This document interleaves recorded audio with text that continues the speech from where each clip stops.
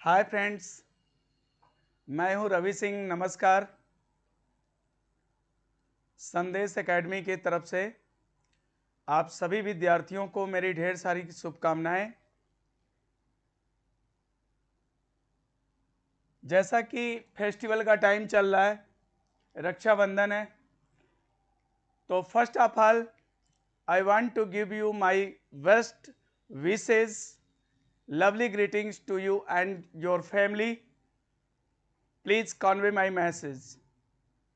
और इसी के साथ 16 तारीख को मेरी इंडिविजुअल कक्षाएं स्टार्ट हो रही हैं, तो आज मैं उसी के रिगार्डिंग सिलेबस डिस्कस करने वाला हूं। जो भी विद्यार्थी एडमिशन ले चुका है या लेने वाला है या एडमिशन रनिंग है, ले रहा है, उन सभी को आज मैं कंप्लीट रीजनिंग के सिलेबस का डिस्कशन करने वाला हूं।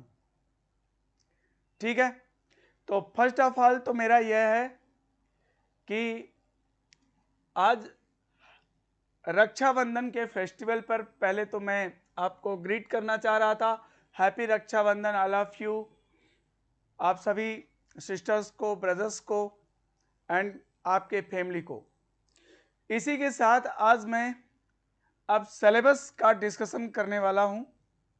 दोस्तों, जो भी एस्पिरेंट संदेश एकेडमी में एडमिशन लिए हैं या लेने वाले हैं, सबसे पहले मैं बता दूं कि हमारे अंदर जब हम प्रिपरेशन के लिए आते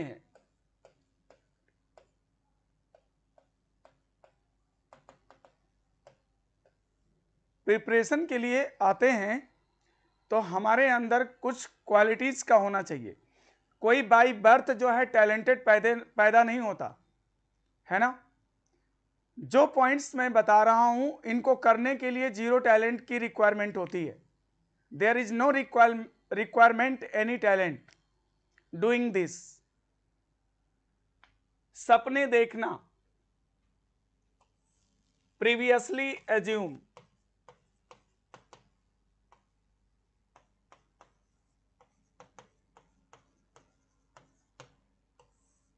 दोस्तों सपना देखना हमारा हक है। जब भी हम क्या बनना चाहते हैं, क्या हमारे मन में सोचता है, जो हमारा मन सोचता है उसी के रिगार्डिंग धीरे धीरे हमारा एक्शन चेंज होता जाता है और बॉडी लैंग्वेज में वो एटीट्यूड दिखने लगता है। तो ठीक है, कहने का मतलब यह है कि हम पहले तो सपने देखते हैं, लेकिन सपने हमारे कैसे होने चाहिए? सपने में इथिक्स होनी चाहिए। सपने कैसे होने चाहिए? उसमें इथिक्स होनी चाहिए। मतलब हम गलत काम नहीं करेंगे, हम डिसऑनेस्टी नहीं करेंगे, किसी के साथ चोरी बेईमानी नहीं करेंगे, किसी को धोखा नहीं देंगे, छल नहीं करेंगे, चीट नहीं करेंगे। दूसरी चीज एफर्ट। आपको एफर्ट करने के लिए सपने देख लेना और सपने देख करके रोज मॉर्निंग में भूल जाना, ये कोई अच्छी बात थोड़ी ना है। सपने देखने के बाद आपको एफर्ट भी करना चाहिए। उस सपने को पूरा करने के लिए हमें एफर्ट करना होगा, बट उसके साथ क्या होनी चाहिए? हमारी इथिक्स होनी चाहिए, है ना। और इसके बाद मेरा एक पॉजिटिव एटीट्यूड,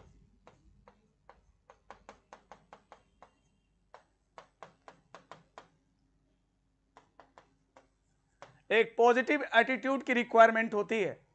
और वो एटीट्यूड जो एक इथिक्स और एफर्ट से डेवलप होता है, वो पॉजिटिव एटीट्यूड हमारे अंदर की एनर्जी को इनहेंस करता है, उसको जो है जला देता है। हमारे अंदर अपार ऊर्जा का भंडार है और उसी ऊर्जा को जगाने की जरूरत है, उसी ऊर्जा को निकलने की जरूरत है, उसी ऊर्जा को हमें प्रज्वलित करने की जरूरत है। और जब वो एनर्जी निकलती है तो वो हमारा दिखाई देता है कहां पे? बॉडी लैंग्वेज पे। बॉडी लैंग्वेज, उससे हमारी बॉडी लैंग्वेज चेंज हो जाती है। अगर हमें ऑफिसर बनना है दोस्तों, तो आज से ही ऑफिसर का एटीट्यूड हमारे अंदर दिखना चाहिए। हमारा ड्रेसिंग सेंस से लेकर हर चीज में वो चीजें दिखाई देनी चाहिए। और इसके बाद तब आता है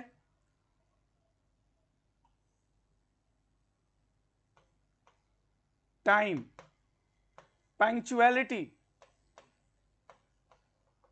टाइम, पंक्चुअलिटी।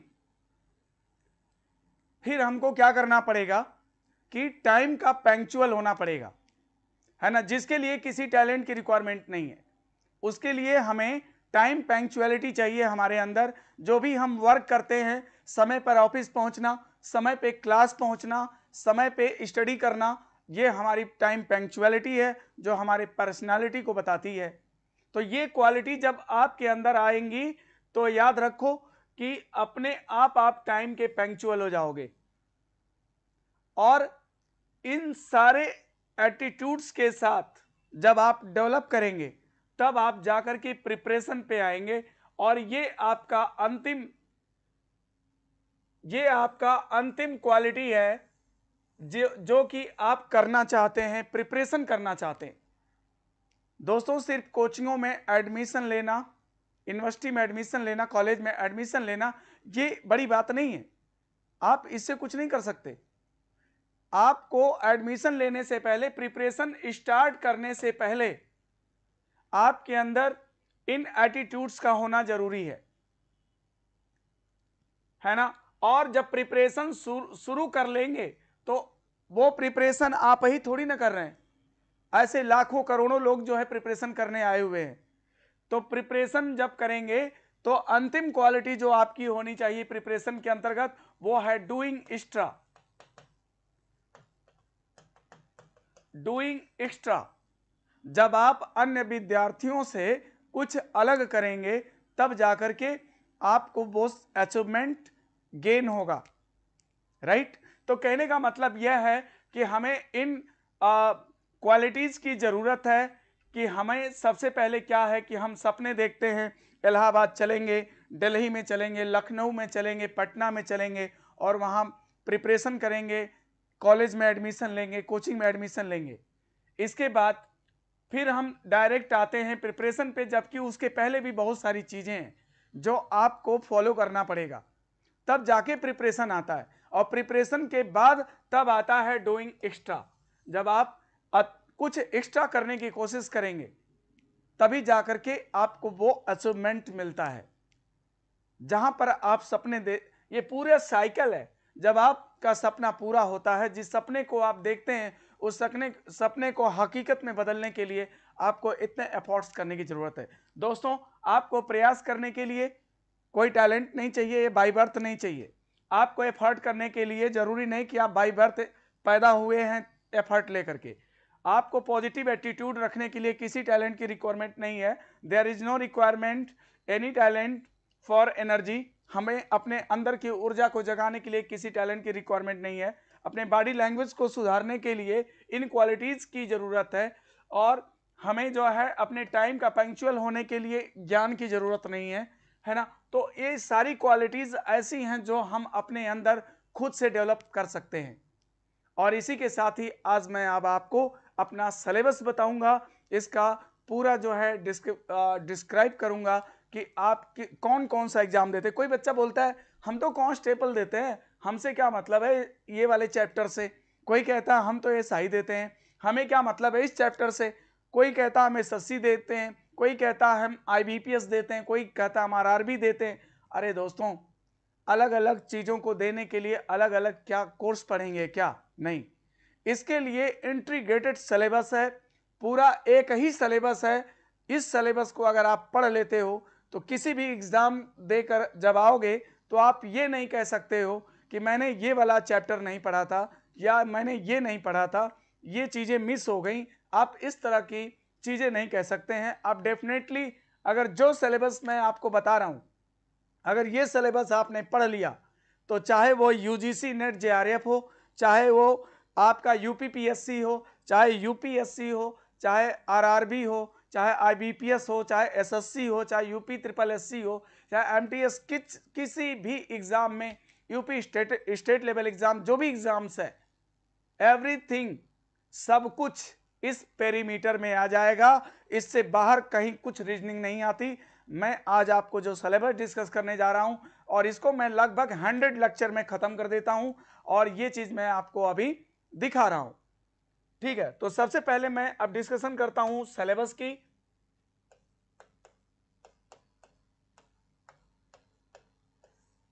सिलेबस रीजनिंग के दोस्तों दो पार्ट होते हैं। जो पहला पार्ट होता है वो कहलाता है वर्बल,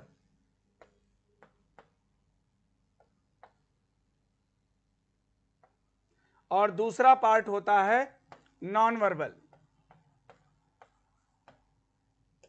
वर्बल रीजनिंग से मेजर सेक्शन होता है। वर्बल रीजनिंग से 90% क्वेश्चन आपको पूछता है, 10% क्वेश्चन आपका नॉन वर्बल से होता है। किसी किसी एग्जाम में नॉन वर्बल थोड़ा सा ज्यादा कर देता है, generally 5 to 10% he non verbal आता है। मेजर जो है 90 to 95% आपको वर्बल रीजनिंग से पूछता है।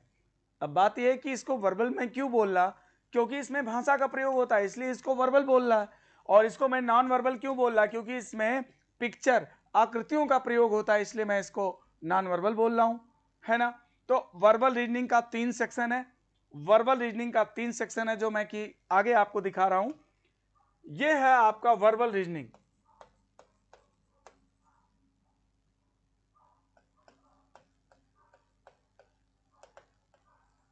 वर्बल रीजनिंग, वर्बल रीजनिंग में दोस्तों 3 सेक्शन होता है।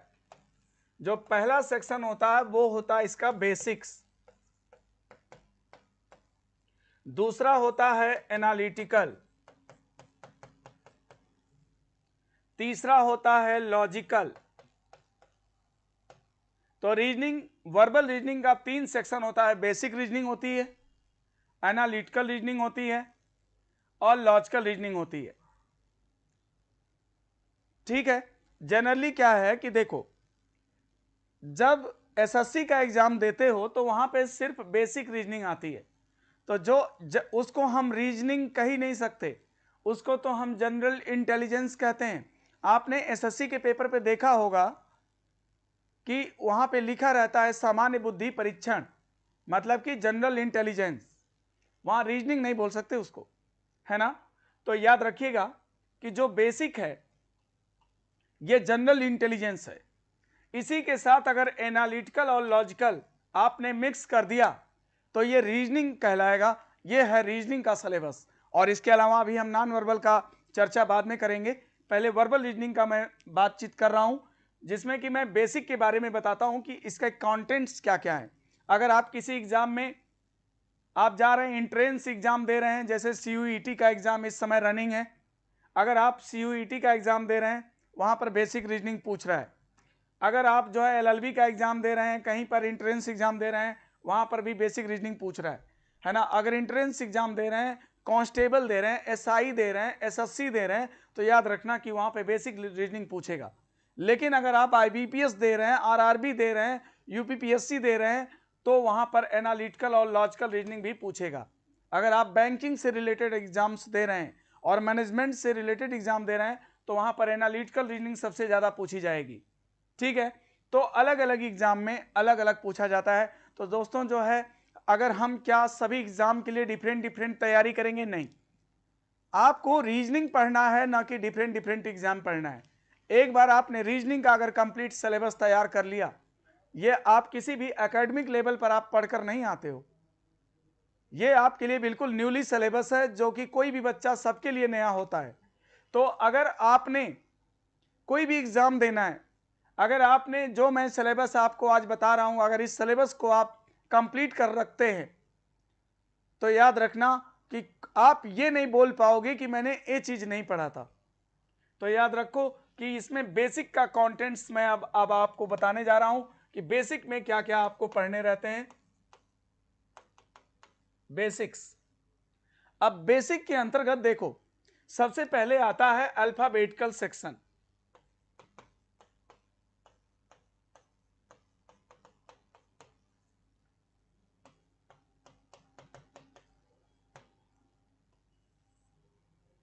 अंग्रेजी वर्णमाला। आपको बता दें कि किसी भी एग्जाम में जनरली 10 to 12 प्रॉब्लम्स जो है इंग्लिश अल्फाबेट सेक्शन से पूछा जाता है, ठीक है। तो इसमें क्या क्या पढ़ना होता है, जनरली क्या करते हैं लोग कि कोडिंग डिकोडिंग पढ़ा के छोड़ देते हैं, जबकि आपको बता दें 10-12 क्वेश्चन आपको सिर्फ अंग्रेजी वर्णमाला के मिलते हैं, जिसमें क्या क्या आपको पढ़ना है अब आप जान लो। पहला है लेफ्ट राइट, अंग्रेजी वर्णमाला में बाएं और दाएं पर आधारित जो प्रश्न बनते हैं वो लेफ्ट राइट के अंतर्गत पढ़ते हैं। दूसरा है कोडिंग डिकोडिंग,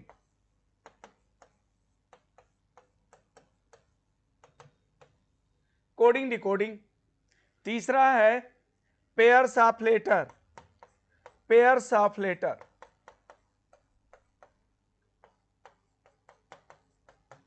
चौथा है लेटर सीरीज।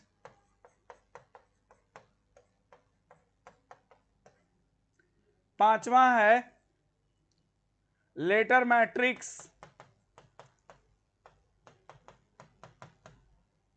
और छठवां है grouping of alphabet, grouping of alphabet. और सातवां है position interchange, position interchange.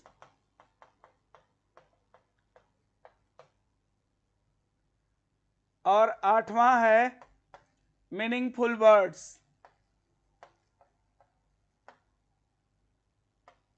Meaningful words.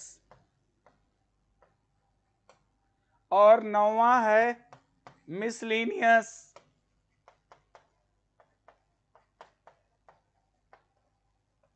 Miscellaneous विविध। तो कहने का मतलब यह है कि अंग्रेजी वर्णमाला में आपको इतनी चीजें पढ़ाई जाएंगी। दोस्तों अगर इतना चीज आप पढ़ लेते हैं तो 10 से 12 क्वेश्चन आपका किसी भी एग्जाम में रखा हुआ है ना, जिसमें आप पढ़ेंगे क्या क्या पढ़ेंगे। इसमें आप पढ़ेंगे लेफ्ट राइट से रिलेटेड क्वेश्चन, कोडिंग डिकोडिंग से रिलेटेड क्वेश्चन। अब कोडिंग डिकोडिंग की मैं बात करूं तो कोडिंग डिकोडिंग का 3 भाग होता है, एक इसका बेसिक लेवल होता है, एक इसका एडवांस लेवल होता है और एक इसका बाइनरी लेवल होता है ना। तो कोडिंग डिकोडिंग 3 भाग में होता है। फिर इसके बाद है pairs of letter, letter series, letter matrix, grouping of alphabet, position interchange, meaningful words, miscellaneous. अब अगर आप इतना चीज पढ़ लेते हो तो आपका अंग्रेजी वर्णमाला कंप्लीट हो जाता है, राइट। अब इसी के बाद दूसरा चैप्टर इस्तेमाल करेंगे। अब इसके बाद अगर मैं दूसरे चैप्टर की मैं बात करूं तो दूसरा चैप्टर है डायरेक्शन।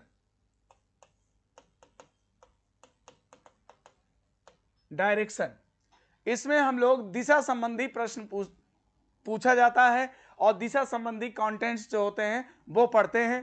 तो आपको बता दें कि इसके अंतर्गत आप क्या क्या पढ़ेंगे, इसका डिस्क्रिमिनेशन क्या है। अब आप देख सकते हैं, देखिए इसका जो डिस्क्रिप्शन है वो ये है। पहला पार्ट इसमें होता है problems based on angle,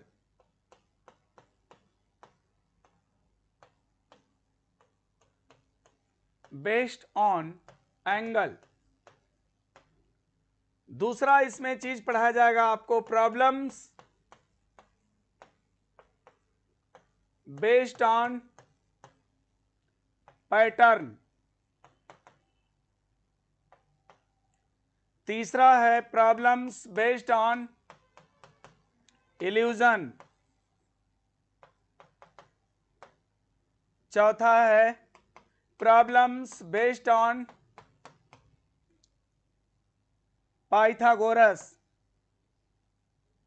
problems based on Pythagoras,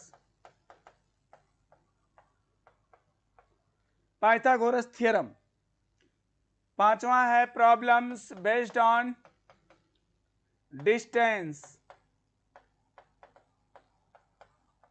और छठवां है प्रॉब्लम्स बेस्ड ऑन शैडो।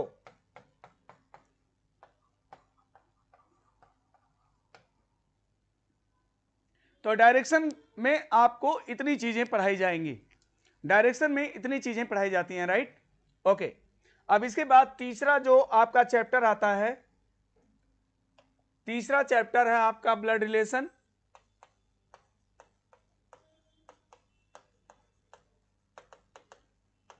और चौथा चैप्टर है रैंकिंग, पांचवा चैप्टर है क्यूब, और छठवां चैप्टर है डाइस, सातवां चैप्टर है कैलेंडर, और आठवां चैप्टर है क्लॉक, नौवां चैप्टर है वेन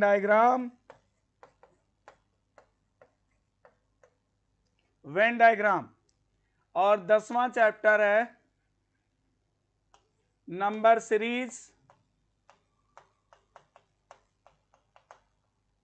11वां चैप्टर है नंबर मैट्रिक्स,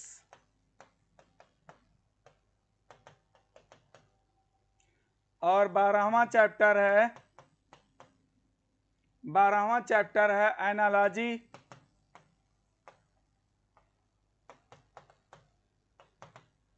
और 13वां चैप्टर है इसमें क्लासिफिकेशन, वर्गीकरण, क्लासिफिकेशन। ठीक है, तो अगर इतना चैप्टर आप पढ़ लेते हैं तो आपकी बेसिक रीजनिंग कंप्लीट हो जाती है। मतलब कि अगर आपको एसआई देना है, कांस्टेबल देना है, अगर आपको एंट्रेंस एग्जाम देना है, सीयूईटी जैसा कि चल रहा वो देना है, तो आपको बेसिक पढ़ने की रिक्वायरमेंट है। अगर बेसिक पढ़ लेते हो, थोड़ा बहुत नॉन वर्बल पढ़ लेते हो, थोड़ी सी लॉजिक पढ़ लेते हो, तो आपका काम हो जाता है। ठीक है, अब मैं आपको बताता हूं एनालिटिकल रीजनिंग का सिलेबस क्या है। तो दूसरा पार्ट था वर्बल रीजनिंग में एनालिटिकल। अब इसके अंतर्गत आपको क्या क्या पढ़ना है। पहला है coding decoding binary, coding decoding binary, पहला चैप्टर आपको पढ़ाया जाएगा कोडिंग डिकोडिंग बाइनरी का। दूसरा चैप्टर होगा इनइक्वालिटीज, असमानताएं, और तीसरा चैप्टर इसमें आपका होगा मशीन इनपुट, मशीन इनपुट, और चौथा चैप्टर होगा सिलॉक्स, और पांचवा चैप्टर होगा पजल, और छठवां चैप्टर होगा डेटा सफिशिएंसी।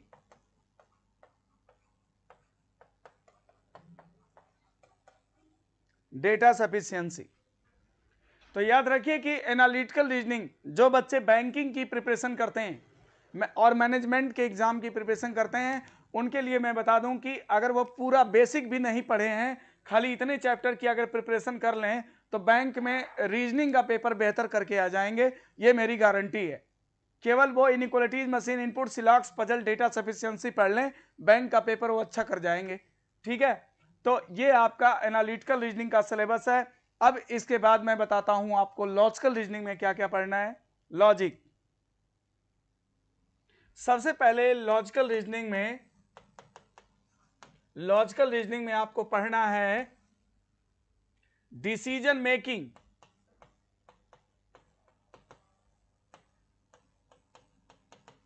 पहला चैप्टर। दूसरा चैप्टर है स्टेटमेंट एंड एजम्पशन,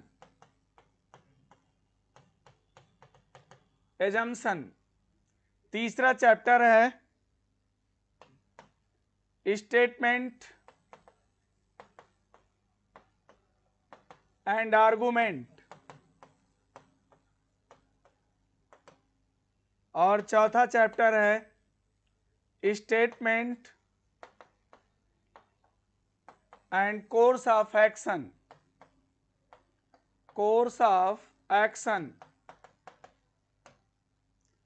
पांचवा चैप्टर है statement and conclusion,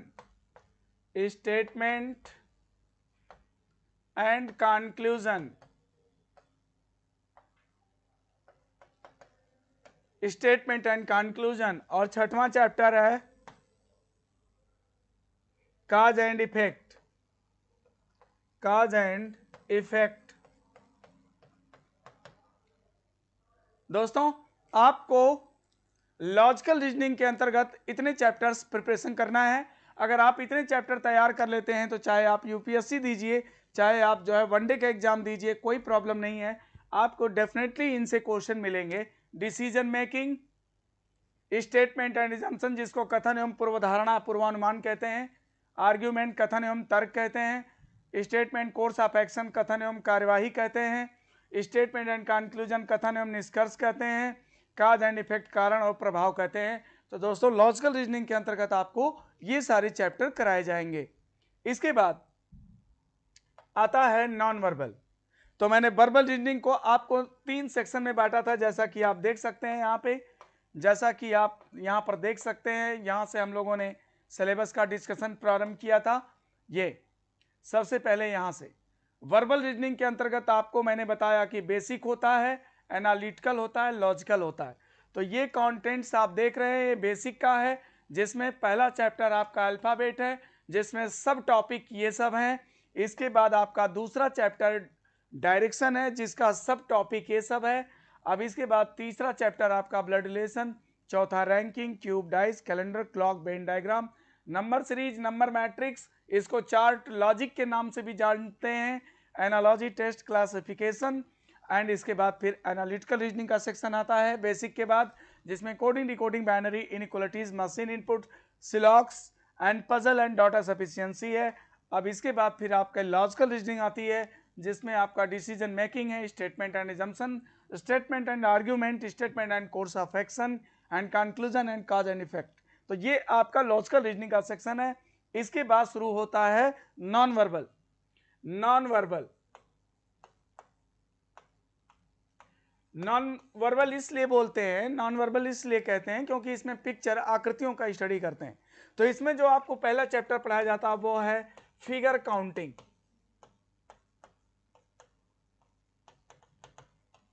figure counting मतलब इसमें स्क्वायर फाइंड आउट करना, रेक्टेंगल फाइंड आउट करना, ट्रायंगल फाइंड आउट करना, डायगोनल्स फाइंड आउट करना, ये सारी चीजें, क्वाड्रिलेटरल्स फाइंड आउट करना, ये सारी चीजें आपको सिखाई जाती हैं बाय ट्रिक।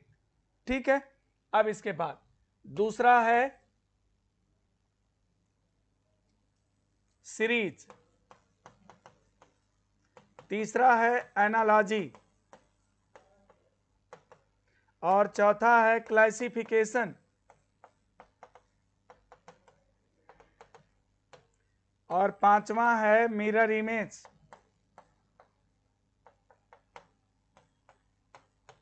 छठवां है water image, water image,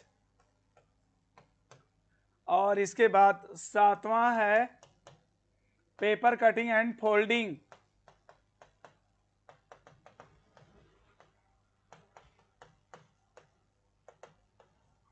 paper cutting and folding. इसके बाद आठवां है embedded figure,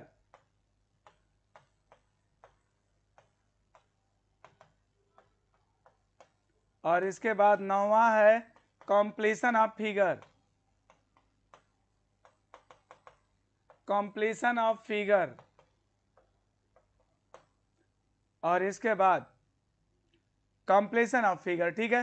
figure counting, series, analogy, classification, mirror image, water image, इसके बाद paper cutting, folding, embedded figure and completion of figure, ये आपका नॉन वर्बल है। ठीक है। इसके अलावा दोस्तों नॉन वर्बल के अलावा ये तो हमारा सिलेबस लिख दिया, जैसा कि मैंने रीजनिंग को 2 भाग में बांटा, verbal reasoning, non verbal reasoning, तो ये आपको मैंने अपना सिलेबस कंटेंट्स लिख दिया। अब इसके बाद मैं आपको बताता हूं इसके अलावा आपको एडिशनल क्या पढ़ाया जाएगा, है ना। इसके अलावा पढ़ाया जाएगा आपको एडिशनल में age based problem, age based problem. बहुत सारे एग्जामों में रीजनिंग के पेपर में एज से रिलेटेड क्वेश्चन आते हैं, तो ये सारे क्वेश्चन आपको इसमें कराए जाएंगे। इसके अलावा दूसरा चैप्टर होगा आपका परमुटेशन,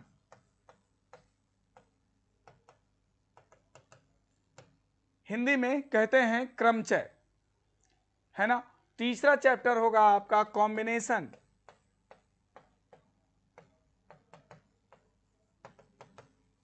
कॉम्बिनेशन, और चौथा चैप्टर आपका होगा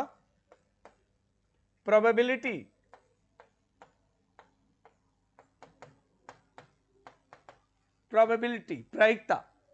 तो it is a most logical phenomena of mathematics. तो याद रखो कि permutation, combination, probability and age based problem, ये कंटेंट्स भी आपके इंडिविजुअल रीजनिंग के सिलेबस में ज्वाइंट है। तो इंडिविजुअल रीजनिंग के अंतर्गत आपको क्या पढ़ाया जाएगा, जबकि पूरा सिलेबस मैंने आपको कंप्लीट बता दिया है दोस्तों। अगर इतना सिलेबस आप पढ़ लेते हो, एज से related question, permutation, combination, probability, और अगर आप पूरा ये नॉन वर्बल और पूरा ये लॉजिकल और ये पूरा एनालिटिकल एंड पूरा बेसिक्स अगर आप पढ़ लेते हो दोस्तों, तो आप कोई भी एग्जाम दे लो, मेरा वादा है, मेरी गारंटी है कि आपको ये नहीं लग सकता इसके बाद कि मैंने इस चीज को नहीं पढ़ा था। या रीजनिंग में आप अगर 50 मार्क्स आता है, 50 मार्क्स का क्वेश्चन है, यानी 1 क्वेश्चन 1 मार्क्स कैरी करता है, अगर 50 क्वेश्चन है तो दोस्तों मेरी गारंटी है कि आप 47, 48, 49 क्वेश्चन तक स्कोर कर सकते हैं डेफिनेटली। जैसा कि अभी वीडियो का एग्जाम आने वाला है, ऐसा अभी नोटिफिकेशन नहीं आया है, जल्दी आने वाला है, और इसके बाद आपको एसआई का एग्जाम है। कोई भी exam, not only SI, not only video, मैं किसी भी एग्जाम की बात करता हूं, मैं तो बस एक पैकेज लेके चलता हूं, है ना, एग्जाम ओरिएंटेड पैकेज है और किसी एक एग्जाम के लिए नहीं। देखो गेस पढ़ना हमेशा खतरनाक साबित हो सकता है। अगर आप जो है गेस करते हो, गेस करके अगर पढ़ाई करते हो तो डेफिनेटली अगर वो फंस गया तब तो बेहतरीन परफॉर्मेंस भी हो सकता है, लेकिन बहुत दोस्तों रिस्क होता है, जनरली नहीं ही फंसता है।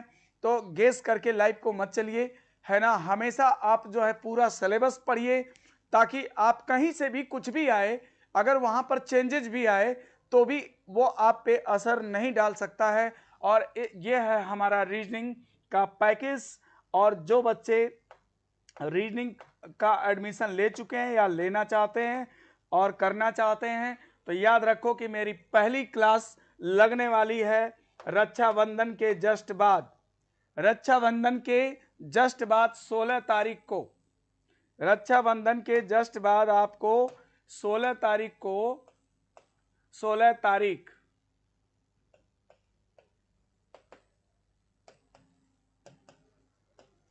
ये मेरी पहली क्लास होगी। तो जो भी एस्पिरेंट इस क्लास को ज्वाइन करना चाहते हैं, प्रयागराज में वो उपस्थित हैं, वो कोई भी उस दिन मैं अलाउ करता हूं, जो भी एस्पिरेंट मुझे देखना चाहता है, मुझे पढ़ना चाहता है, उस दिन पर कोई नो एडमिशन, नो चेकिंग, कुछ भी नहीं है। मैं सारे स्टूडेंट्स को कहता हूं कि आओ, डेमो लो, देखो, 4 दिन पढ़ो, 10 दिन पढ़ो, 5 दिन पढ़ो, मैं डेमो कार्ड बना दूंगा, तुम पढ़ो, फिर इसके बाद जज करो, आकर के तुम देख सकते हो। तो जो भी प्रयागराज के स्टूडेंट हैं, मैं उनको ये इंफॉर्मेशन दे रहा हूं कि 16 तारीख को मैं पहली क्लास अपना लेने वाला हूं, और जो भी एस्पिरेंट प्रयागराज में उपस्थित है उसका वेलकम है मेरे चैनल पे एंड मेरे क्लास में। वो मुझे देख सकता है, समझ सकता है, पढ़ सकता है। ओके दोस्तों, इसी के साथ थैंक यू, और रक्षाबंधन की अगेन शुभकामनाएं, ढेर सारी शुभकामनाएं। Thank you all.